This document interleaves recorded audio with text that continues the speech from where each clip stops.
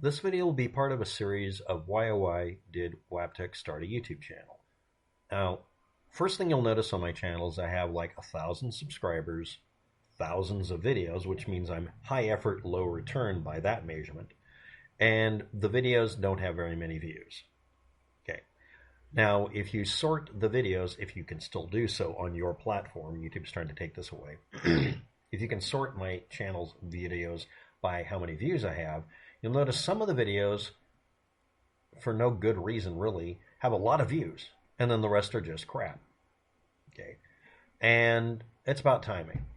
It's about search engine optimization, putting something in the title in the first sentence that's visible that forces a person to do it. If you have the ability to put up icons, it could be clickbaiting.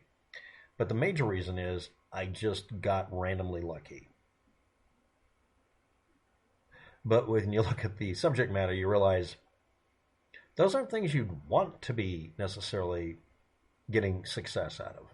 I want to point out that the highest number of subscribers I've ever had on my channel, or any channel I've had before, was 5,000 subscribers. On almost all of my YouTube channels, originally, I would have a listing at the top of the page or the description, or I would say it up front: do not comment, rate, or subscribe. Pause the video, don't watch it, read the description, and then if it's valuable enough to you, you can watch the video.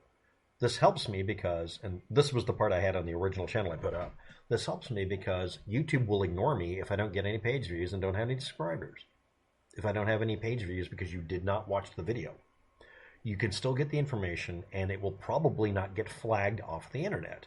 And if my channel doesn't have a bunch of subscribers or views, it flies under the radar. This channel is here for dissemination of information and to prevent you from being lied to by listening to what we now call fake news, but I would just put up propaganda and lies told by people on the internet, usually for personal gain or for some project that they're doing or nationalism or whatever. I forgot what I had in the speech, but I had it on one of my first channels up. One of my channels, quote unquote, blew up and I got 5,000 subscribers, again, while telling people do not rate, comment, or subscribe. Telling people to pause the video. Telling people read the entire description of the video. You don't have to watch my video and give me the page view.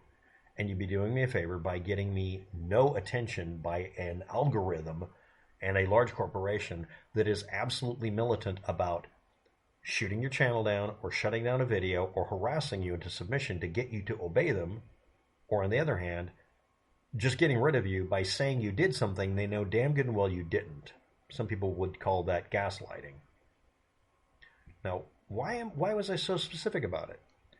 When my YouTube channel I had that was nothing but making playlists and watching videos and upvoting them, I didn't even comment because I didn't feel I needed to. My channel was taken down for abusive behavior because I refused to, according to them, to connect a Gmail account, which they gave me by default, I didn't have a choice, with the YouTube channel. I had to, in their words, legally speaking, I had to agree to do that. But you're not giving me a choice. And then they knew, obviously, that that kind of a flagging flies in the face of pretty much everything in the United States as far as not forcing people to accept services without their permission. So they said I'd done something egregiously wrong and refused to tell me what it was. This was my first experience and the last time I was even partially capable of believing a goddamn thing a large corporation like YouTube or Facebook would ever say. They never tell the truth. Well, they told you why your channel was turned off. No, they lied about it. The reason was something they're not allowed to take my channel down for. By the way, I had connected the channel and they knew that. The point was to accuse me of something or punish me for something I didn't do because that's a way of exercising vulgar display of power over people. Why are you doing this video, Wabtec? While telling people not to give me anything that would show that I was a successful channel, my YouTube videos would get listed. I also made archives of them. Listed as a data source in including a couple of college papers and in one case apparently a report by some lawyer for a police department. People would cite my stuff like you would an academic in a college. Now that doesn't seem that impressive, but to me that's kind of impressive because I'm just a stupid YouTuber uploading shit. The quality of what I typed in the description was good enough that it became usable for a citation. That's not a big leap, but that was something. On a channel you'd have to work to find because all you had to do was type in what you were looking for and I would come to the top. Because what happened is when people would pause the video and not watch it and not comment, rate, or subscribe, the YouTube algorithm knew damn good well my video was being viewed a lot. At one point, people ignored my instructions and watched the videos a lot, mostly because they just embedded them on Facebook and nobody saw the description at all. It wasn't visible, or ignored what I said, or both. And Google and YouTube decided after I got one video that had 100,000 views, they declared it to be 5,000. Okay, a large corporation saw a YouTube channel commenting or making videos about any subject that doesn't matter. I'm a variety show from hell here. And still got triggered enough they had to fake the view count on the video because it was annoying them. At one point, according to what I've been able to look up since then, a person who edited at CNN who did not like me because I kept posting stuff that was accurate before they did at CNN put me in as a little image flying by slowly, or a freeze frame, depending on what part of the video, of notorious Sandy Hook truthers when I debunk them. Specifically, again, accusing me tacitly of being something I'm not to just fuck with me. I was alerted about it. I even did a video response to it. CNN has still left the video up. They're never going to take it down. And it apparently was an editor that didn't like me because he didn't like that I took away his ability to believe something or something. Because I debunk lies and conspiracy theories. I prevent people at one time. One of the purposes my channel had was to find every single YouTube channel and that was dedicated to bilking the public out of money for perpetual motion machines and other scams. And I would brutally tear apart what they had up, to the point that a specific individual named Hope Girl is notorious for lashing out at hundreds and hundreds of people on the internet because her fake perpetual motion machine was diagnosed by me and a bunch of other computer geeks and electronics geeks as being a fire hazard. It literally would blow itself to shit if you actually plugged it in. And her blaming them for it. And my commentary was sent to a bunch of lawyers so that the lawyers could use it in court. So, of course, her method for lashing out at me was to accuse me of something I've never been guilty of because she could. CNN accused me of being a Sandy Hook truther when I wasn't. But it was plausibly deniable. And YouTube accused me of, at this point, I don't even know how many channels I've lost. They never flag my channel for something I've done. It's on purpose they avoid that. So why am I making this video? Is it a poor pity me? No. Have you ever found one of those YouTube channels that has like 15 views and it's on a specific subject? Like there's a YouTube channel that has a guy who shows you how to make tables. He's wonderful. There's only 15 people viewing it. The views all have 15 views. There's 100 videos. And you're thinking, should I make him famous by just posting, it would only take one video, it's so good, as a link on Facebook, and he could blow up? Or should I keep him secret? Think about it. Did you know that there's a pattern of behavior where people will take a bunch of work they've created, upload it, and not be it listed? Then on one day, they make all the videos visible at the same time, so they have a publication date, and then make them invisible by putting in a period or comma as the title for all the videos, and then go through and manually change them all while unlisted or hidden, and then put them up years later so that their content can be appreciated as having been ignored and passed up, but be awesome. Some people have done that as movie or college projects where they upload the stuff unlisted and share it only with the students in the class, or a teacher that does the same thing. Or they only embed them on Facebook to a really small group on a Facebook group. But YouTube accidentally makes them all visible, or they decide, I'll make them all visible. Maybe somebody will like them.